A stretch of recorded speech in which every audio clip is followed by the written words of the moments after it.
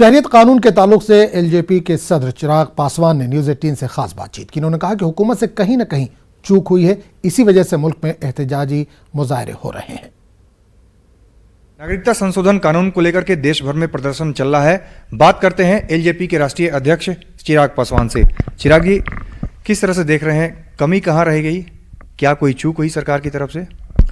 देखिए, कहीं ना कहीं चूक तो हुई है, जिसकी वजह से जिस तरीके से अराजकता फैली हुई है और एक आगजनी का माहौल पूरे देश भर में देश भर के अलग अलग इलाकों से देखने सुनने को मिल रहा है। तो कहीं ना कहीं चूक तो हुई है। अब या तो कन्विंस हम लोग नहीं कर पाए और जो भ्रम विपक्ष फैला रहा है वो उसको फैलाने में कहीं ना कहीं वो कामयाब हुआ।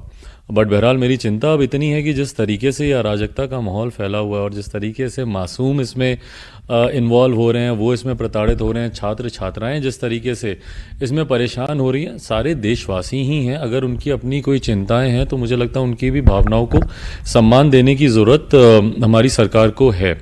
और इसीलिए मैंने आग्रह भी किया केंद्र सरकार से कि उनकी भी जितनी भी चिंताएं हैं, उनकी भी जो समस्याएं हैं, उनको भी सरकार सुने, उनको भी एड्रेस करे।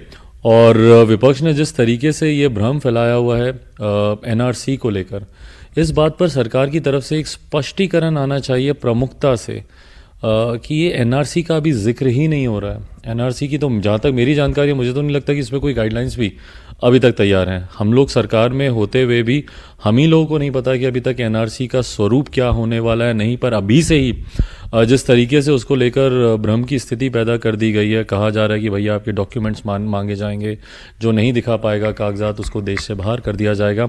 जबकि हकीकत यह है कि आज की तारीख में सिर्फ सीएए सिर्फ उसी को ही लागू किया गया है और इसमें किसी भी भारत के मूल निवासी की ये नागरिकता छीनने वाला कानून नहीं है, नागरिकता देने वाला कानून है।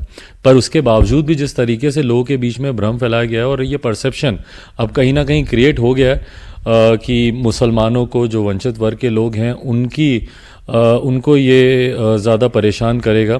तो इसीलिए मैंने सरकार से आग्रह किया कि इसको थोड़ा और प्रमुखता से इसका स्पष्टीकरण आए, इनके साथ संवाद हो, जितने भी प्रदर्शनकारी हैं समझाया जाए कि भैया एनआरसी अभी दूर दूर तक कहीं लाने की बात नहीं हो रही है और जो बिल अभी आया है उससे कम भारत के मूल